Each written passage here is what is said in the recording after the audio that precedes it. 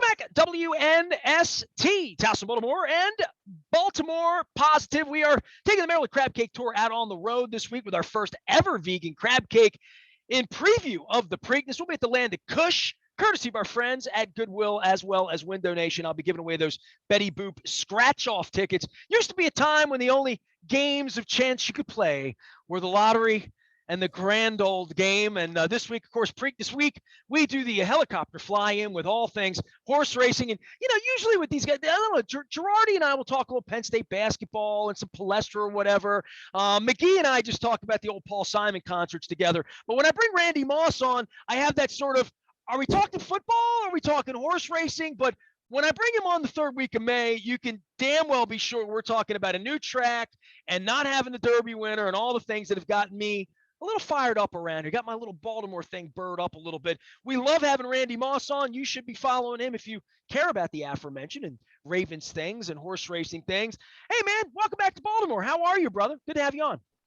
Hey, I like it when you're fired up. I like that. That's good. Well, Preakness week when you're all fired up. Nothing pisses off a Baltimore guy more. By the way, on the eve of us maybe getting the World Cup because Washington doesn't have a stadium, which is pretty cool. We're used to getting kicked around. We're Baltimore, right? But this, I remember when Spend the Buck happened. It was a scandal, you know, that the Derby winner wasn't coming. And the more that I spend time with you, and the more I spend time with real people who know what's going on, it's almost a wonder that it's taken this long for the decision to just say, we're not going to run our horse in 13 days. We're just not doing that. And it happened this year, and it's a bad year. I mean, no Baffert. It's not a good time for this to happen for Baltimore when we're trying to really breathe new life into this race and have a new track and sell the hope of this being something permanent and not every other year the Derby winner decides to not come.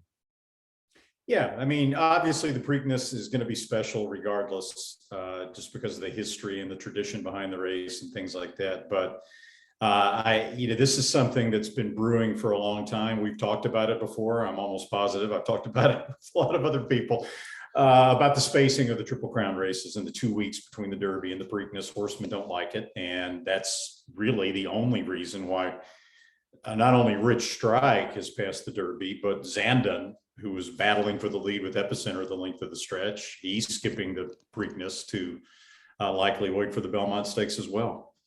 Yeah, Zandon cost Marty McGee a lot of money. We've cried about that a little bit earlier this week. But that horse that came from nowhere, that overhead camera later and seeing it, you've watched a lot of races. Have you ever seen anything? I mean, have you seen that in a 6 furlong mutter somewhere along the line where something like that happens? Or is it that much of an anomaly, or is it just happened in the Derby? No, you honestly see that more traditionally, not really so much in the last 4 or 5 years, but before that, you see that more in the Kentucky Derby than almost any other race. When the Derby is very fast paced, like it was this year, and it was off the charts fast paced this year, the fastest opening quarter mile in the history of the race. And when you have 3-year-olds who are not that experienced, not that mature yet, being asked to run 1.25 miles at that pace, then you get the combination of it's sort of an optical illusion. You get the speed horses that are hitting the wall at the same time the horses that were in the back of the pack are beginning to move forward. And it makes it look like Rich Strike was going even faster than he was. In actuality, Nestor, if you break down the fractions, this is hard for people to believe. Rich Strike was actually decelerating the last part of the race, but he was decelerating at a much slower rate than the other horses were decelerating. And so it made it look like. That's what I say when I'm 53. People say, you look young. I'm decelerating at a different pace. But what was odd about this Kentucky Derby, it was like a throwback to the Derbies of the 80s and the 90s, early 2000s, when the pace was completely out of control. And the horses in back and horses in front just switched places. The horses that were the back 8 wound up in the front 8 and vice versa. They just went back and forth. And then the race ends. I had Donna on earlier. I mean, the horse is incorrigible. You know, I mean, biting the other horse. Like Have you seen that before? I mean, it was just such a bizarre thing because everybody thought the 1 and 2 were winning, and boom, it ends, and now all of a sudden this 80-1 shot for television and for sort of the stun of the crowd. Probably all the people in the infield didn't know what happened. It was a stunning Kentucky Derby in a lot of ways. It was definitely, the outcome of the race was a complete stunner. I mean, look, I am about the most anal person that you'll find anywhere in terms of preparation for a sports event. When we're doing the Derby, I'll literally have stacks of stuff that I will never, ever, ever use. And we always try, and we always do, talk to every trainer, a lot of the owners, some of the riders. This year, 20 horses were in the Derby. 19 of them we did that with. We did not talk to the Rich Strike people at all. Because they didn't know they were in until 9:30 Friday morning, right? Right. He did draw into the field late, but even then, there's no excuse for not having the mindset of, this is horse racing, anything can happen. We'll reach out, we'll do our homework. That's the one horse that when he won, we were not as prepared, or I wasn't as prepared. Mike Tirico was always prepared, as I should have been for that eventuality, possibility, whatever you want to call it, but it'll never happen again. Oh, there you go. A professional admission here on Baltimore Positive. Randy Moss joining us. He will be here for the race. And so you've written about this, you've talked about you have talked about this with me, and Pletcher's talked about it at length, being a guy who's been sort of corralled into doing it with a variety of different results for all sorts of horsemen. Is this going to change anything, Randy? I mean, the reason I'm a little burred up is because I spent half the week talking about Adley Rutschman coming up, right? So we have that going on here from a conversational piece. But in trying to find oxygen here for the race, and people that don't go or don't associate or don't know or don't feel the tradition or weren't around 20, 30 years ago bumping into Howard Cosell and wondering why Tom Brady, and by the way, Brady and those guys skipped the Derby and went to the car race in Miami. So the Derby has, its own, we're trying to get everybody in. But for what the potential of what this could be, we're talking about building a new building. They're going to pitch the track differently. All of these things that they're selling. You might even get the World Cup here. So 2026, we could open the track, still have the Preakness, have the Kentucky Derby winner, every year, or at least when there's not an injury. Is there any movement in the industry to adopt some of the ideology you've put forward? Nestor, I will go out on a limb that I don't even think is that much of a shaky limb and say that this is the last year that we will see the Preakness run 2 weeks after the Kentucky Derby. Wow. It should have happened a long time ago. I think Rich Strike skipping the Preakness is finally, I think, going to be the proverbial straw that broke the camel's back. And it's long overdue. It really is. So when will this race will be run Memorial Day? And you believe that next year? Well, I'm not positive it'll be run on Memorial Day weekend. Well, I mean, it has to be 3 or 4. They have to do something, right? Whatever that would be. Right. I understand that there is right now an internal talk to try to decide whether to move the Preakness to 3 weeks after the Derby or 4 weeks. I think if they're going to move it, it would be a mistake just to move it 1 week, because honestly, I mean, trainers hate running back in 2 weeks. They don't really like running back in 3 weeks. So Memorial Day weekend, I know it's the traditional beach opening and there's a little bit of reluctance about that Memorial Day weekend, but in relation to what would make the Preakness the best possible race, I think that's the way to go. And if I hear one more horse trainer say that they're against it because the Triple Crown is supposed to be tough, we don't want to make it easier, I'm going to go ballistic. Look, yes, the Triple Crown is supposed to be tough. It's supposed to be very tough. You're supposed to run against the 3-year-olds, against the best horses of their generation in all 3 races. When you have horses skipping the Preakness that would be leading contenders to wait for the Belmont, it makes it easier, not tougher. People, for some reason, have trouble understanding that.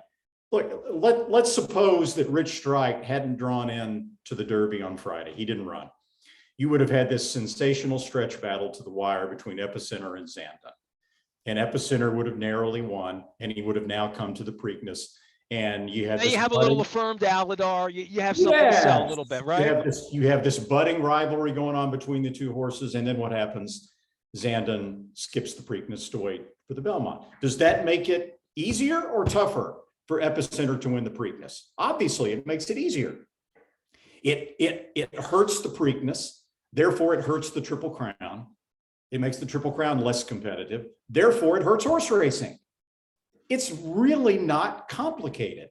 And if you had gone back in history, Nestor, if trainers, it's also a horse safety issue, by the way. I'll get to that in just 5 seconds. I mean, that's the first thing. The first thing, no animals, no race. Right. And the reason trainers don't want to run back on 2 weeks rest is because they feel it's counterproductive for the horses. And if you get the trainers off the record, right, a lot of them train for breeders and they don't want to say this on the record.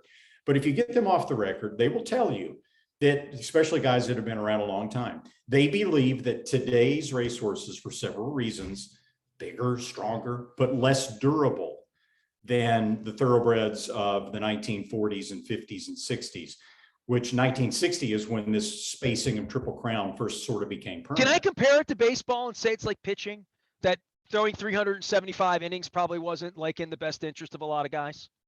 I mean, you can compare.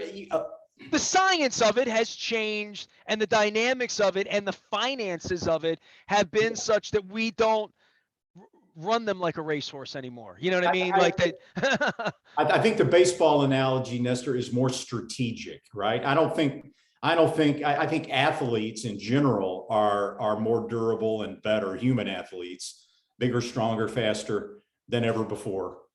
So I don't think that pitchers are less capable of complete games. I think it's strategy. I think managers have discovered that it's more productive to do things the way they're doing it right now. With horses, they're less durable. They're not built the same, most trainers believe, than the thoroughbreds of yesteryear. So you have a horse safety issue. If they're not durable enough, why force them to do it, right? And that's part of the equation as well. But look, well, if you love the animal, right, being invested financially is creates the love of the animal to some degree, right? To say that we don't want anything to happen. I love my cat, but she's not going to win the Kentucky Derby. You know what I mean? So I would think for the people who spend time around these animals, you can't be in this and not love horses. I would think. And I'm not saying no horse is capable of coming back in 2 weeks and running in the Preakness, because obviously Derby winners have done quite well. But trainers don't like to run back in 2 weeks, and they don't like it for a reason. They think it's counterproductive to the best interest of the racehorse. So why ask them to do it? And we see what happens when you do put the Preakness 2 weeks after the Kentucky Derby. In today's training methods, 2022, a lot of trainers running the Derby skip the Preakness to wait for the Belmont. If trainers had the same attitude they do today, 40, 50 years ago, you very likely wouldn't have had Affirmed versus Aladar in the Preakness. You wouldn't have had Easygoer versus Sunday Silence, or really, let's put Sunday Silence first billing. Sunday Silence versus Easygoer in the Preakness. You wouldn't have had Ali Shiva versus Bet Twice in the Preakness, or you might not have. You would have robbed the Preakness of a lot of the greatest moments in the race's history. It's time to change, and I think it will. I was on the infield for Sunday Silence. I was 21. There was an ice bath involved after that. It was 94 degrees. It's going to be 94 degrees this week. Randy Moss is here. You know, I almost ran for mayor 2 years ago, and there were people that said, dude, you did the infield at the Preakness. You probably are ineligible, you know. But the Preakness has changed so much over the years, and this is not a good change, right? And there's a feeling, and this is the beaten up Baltimore guy in me, the guy who lost the Colts, the guy that lost the Bullets, the guy, the guy that led Free the Birds. This is the angry guy on the radio speaking when I say, does the industry care? Does the industry, like, you speak of the Preakness as it has value, the race has value, it's the second leg of the Triple Crown has value, therefore, like, you're clearly a right thinking guy on this. I don't know that at the point that they wanted to pull the thing and take it to Gulfstream or do whatever they were going to do with it to make more money on it, where our legislature got involved. I had Bill Cole on this week talking about the new thing. We're going to do all this, Randy, right? We're going to $300 million. We're going to build this community, pitch the track, do all that stuff. Is the movement strong enough that people feel the way you feel? I mean, are there enough people to feel the way you feel to really look at this and say in 2026, Randy and Nestor are going to be getting together. The Ravens are going to, Lamar's going to have two, like all of that, but there's going to be a new track. There's going to be this 3-4 week, whatever it is, and this industry is going to get its ish together. Let's hope. I think there is enough movement in that regard. I think there are enough logically thinking people to get behind it. And more importantly, I think there are people in Pimlico ownership and Pimlico management who feel that way. But here's the issue. And really, I think it's the only issue. You've got infighting in thoroughbred racing. You've got no league office. You've got no NFL league office or Major League Baseball like. I've compared it to boxing. Exactly. It's exactly what it is. Every state in boxing has its own rules and regulations. It's the same way in horse racing. And the Triple Crown is owned and run by three completely separate entities: Churchill Downs Incorporated, First Racing, aka the Stronach Group at Pimlico, and the New York Racing Association in Belmont Park. Those three do not necessarily see eye to eye. They don't get along very well sometimes. They don't play nicely together sometimes. They are bitter rivals sometimes. Churchill Downs Incorporated really doesn't have a dog in this hunt. The Derby's always going to be run on the first Saturday in May. And right now, when horses skip the Preakness and wait for the Belmont, you could make the case that it actually favors the Belmont Stakes as it is hurting the Preakness Stakes. So I hope you don't have a mentality in New York where they say, why would we want to do something that would benefit the Stronach Group, First Racing? Why would we want to do something to help one of our rivals? I would like to think that the New York Racing Association has enough people that think in the best interest of the sport as a whole and the Triple Crown as a whole, that they will say, okay, we might get one fewer horse in the Belmont Stakes each year, but this is good for the sport, and we're going to do it. But I'm afraid, though, Nestor, that what's probably going to wind up happening is that Pimlico is going to unilaterally come out and say, we are moving to Preakness. Here's what we are going to do. New York, the ball's in your lap. So why wouldn't the godfathers at your network and the sponsors that put up the money and the people involved in this, and even Churchill to some degree for the good of the sport, get in a room? You're saying they can't get in a room. I mean, literally, you're giving me how the sausage is made, Randy Moss. But if they can't get in a room, I mean, there are people I can't get in a room with. They're probably people can't get. They're just people. We buzz around these NFL owners and trying to figure out how they're one community of 32 competitors to some degree when they need to be. And this is different because it feels like, I don't want to say horse racing's on life support. It doesn't feel that way in Kentucky 2 weeks ago. It feels that way around here. I mean, like to some degree, we're like, this is the moneymaker. This is the breadwinner. This is the thing that opens all the doors for everything else going on the rest of the year. And the industry needs to deem it as important as we do, right? Yeah, and I think sanity will ultimately wind up prevailing here. Look, making the Preakness, let's say Memorial Day weekend, putting the Belmont Stakes either 4 weeks later, the last weekend in June, or maybe the 4th of July weekend, would be A, better for the horses, B, better for the Preakness, and therefore better for the Triple Crown, and therefore better for horse racing, C, better for the fans. The fans want to see a great race, best race possible in the Preakness. Sure. So, fingers crossed that I really do think that it will get done for 2023. And we'll be talking 2 thumbs up by the time we're doing this next year. All right, man. Well, we're talking about knocking grandstands down and having tents set up the next couple of years in order to get to the promised land of I don't know, a better Triple Crown, right? A better a better deal, a better setup for the fans, a better setup for the horses, a better setup for television, a better setup for the whole industry. And I certainly, as invested as we are as a community here in Maryland and participating in this and having seen it diminished, greatly diminished, in my adulthood, I pine away, but I don't pine away like I think the Colts are coming back or the Bullets. It's still here. Let's maximize it, and I know people like you care a lot about it, and I appreciate you coming on and really educating me. It's always educational. We're so helicopter, man. We fly in. Next time you and I get together, we'll be talking about football, right? I guess. Do it. All right, that's fine. I'm a You big got any Ravens Ravens thoughts? Throw me something on the Ravens. Throw me a bone. I thought they had a really good draft. I think the Ravens quite possibly could be the best run franchise in the NFL historically. I'm a huge fan of John Harbaugh. Personally and professionally. I don't know him that well, but I've covered the Ravens periodically, and I love everything about them. So I think they're set up to have a pretty good year, and let's talk about the Ravens next time. Yeah, it's almost like they're on a 6-game losing streak, right? And that creates a whole off season of they're on a 6-game losing streak, and the changes they've made. It's almost apologetic about it. Like, hey, we were 8-3, we were trying, and then everybody got hurt. And I'm almost like, when half your team gets hurt, you don't have to apologize in the off season. They've sort of reloaded, retooled, do what they do, and I have every reason to believe I shouldn't make plans in January right now. As a person vested in the team, I think if you live in a city where you feel like you shouldn't make plans in January because you might have some football, that's all you can hope for in May, right? I think.